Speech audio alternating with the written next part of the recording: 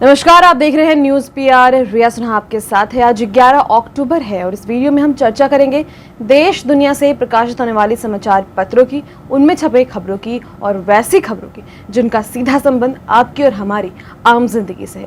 तो सबसे पहली खबर हमने हिंदुस्तान के राष्ट्रीय संस्करण से ली है। इसमें बिजली आपूर्ति को लेकर चर्चा की गई है। कहा गया है कि टकराव, बिजली पर दिल्ली और केंद्र सरकार में रार। केंद्रीय मंत्री ने कहा बिजली किल्लत की बात अफवाह, बात टालने से नहीं टलेगा सिसोदिया। राजधानी समेत कई प्रदेशों में कोयले की कमी से बिजली संकट की आहट के बीच दिल्ली और केंद्र में रविवार को जमकर आरोप प्रत्यारोप का दौर चला। मुख्यमंत्री अरविंद केजरीवाल द्वारा पीएम को पत्र लिखने पर बिजली मंत्री आरके सिंह ने बिजली संकट की बात को अफवाह करार दिया।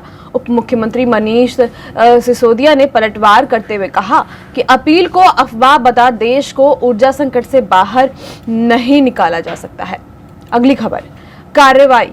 कश्मीर में हत्या की वारदातों के बाद एनआईए छापे। कश्मीर में लगातार हो रही नागरिकों की हत्याओं के सिलसिले में राष्ट्रीय जांच एजेंसी ने रविवार को घाटी में 7 जगहों पर छापेमारी की। एनआईए इस तरह के हमले के लिए उकसाने वालों और हमलावरों को संरक्षण देने वालों की गठजोड़ की तलाश रही है और एनआईए ने द रेजिस्टेंस फ्रंट के 2 और आईएस के 3 सदस्यों को गिरफ्तार किया है। वहीं पुलिस ने टीआरएफ के 4 लोगों को गिरफ्तार किया है। एजेंसी ने सीआरपीएफ और पुलिस की मदद से कुलगांव, बारामूला, श्रीनगर और अनंतनाग आदि में एक साथ छापेमारी की है। खीरी में अर्धसैन्य बल तैनात, अंतिम अरदास की तैयारी शुरू। तिकुनिया में बवाल के दौरान मारे गए किसानों की आत्मा की शांति के लिए मंगलवार को होने वाले अंतिम अरदास के लिए किसान संगठनों ने तैयारियां शुरू कर दी है। इसमें उत्तर प्रदेश के अलावा पंजाब, हरियाणा, उत्तराखंड से भी किसान जुटे हैं। इसके मद्देनजर जिले में बड़े पैमाने पर अर्धसैनिक बलों की तैनाती भी कर दी गई है। वहीं गृह विभाग ने विशेष सतर्कता बरतने का निर्देश देते हुए खीरी जिले में 12 वरिष्ठ आईपीएस को तैनात किया है। सीमा विवाद पर चीन से 13वें दौर की सैन्य वार्ता। भारत ने गलवान व पैगोंग में 5 स्थलों का मुद्दा उठाया। भारत और चीन के बीच 2 महीने के अंतराल के बाद रविवार को 13वें दौर की उच्च स्तरीय सैन्य वार्ता हुई, जिसमें हॉट स्प्रिंग्स के गश्ती बिंदु 15 से जवानों की वापसी, तीसरे चरण की प्रक्रिया को लेकर चर्चा की गई। इस वार्ता में भारत की ओर से गलवान और पैगोंग में 5 नए गतिरोध स्थलों का मुद्दा उठाया गया। अगली खबर, कोयला संकट, बिजली की खपत में 7.2 करोड़ यूनिट की कमी। बिजली मंत्रालय के मुताबिक बिजली की खपत शनिवार को लगभग 2% यानी कि 7.2 करोड़ यूनिट घटकर 382.8 करोड़ यूनिट हो गई, जो शुक्रवार को 390 करोड़ यूनिट थी।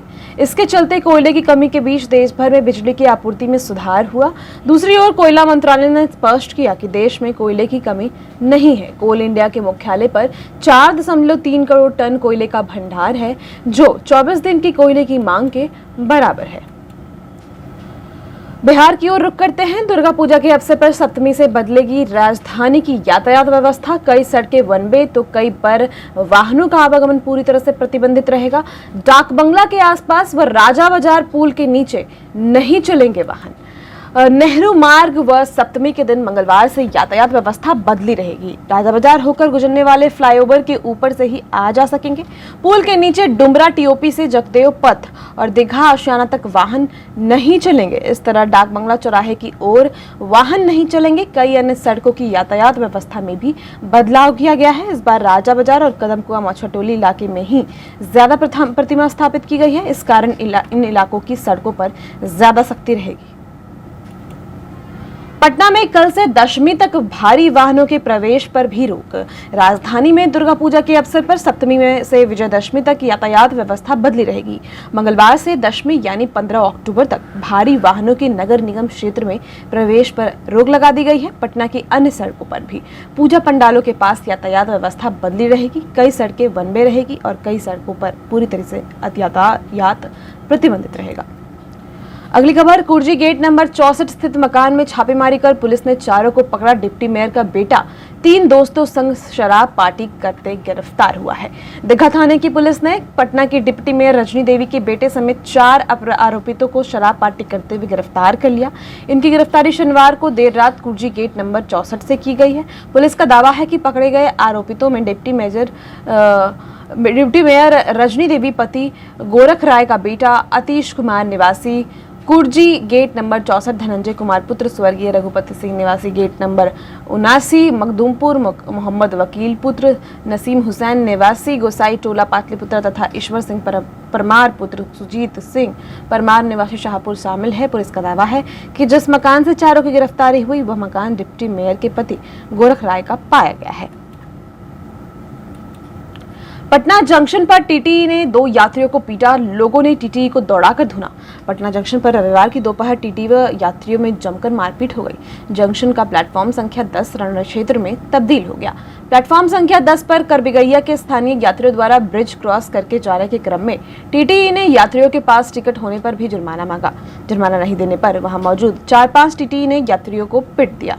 इसके बाद मोहल्ले से 50 लोगों से अधिक संख्या में लोग प्लेटफॉर्म पर पहुंच गए। इन लोगों ने मिलकर टीटी की धुनाई कर दी। तो फिलहाल आज के अखबारों से इतनी ही खबरें, कल फिर इसी वक्त मिलेंगे। तब तक के लिए आपसे विदा लेना चाहूंगी। आपका बहुत बहुत शुक्रिया हमसे जुड़ने के लिए।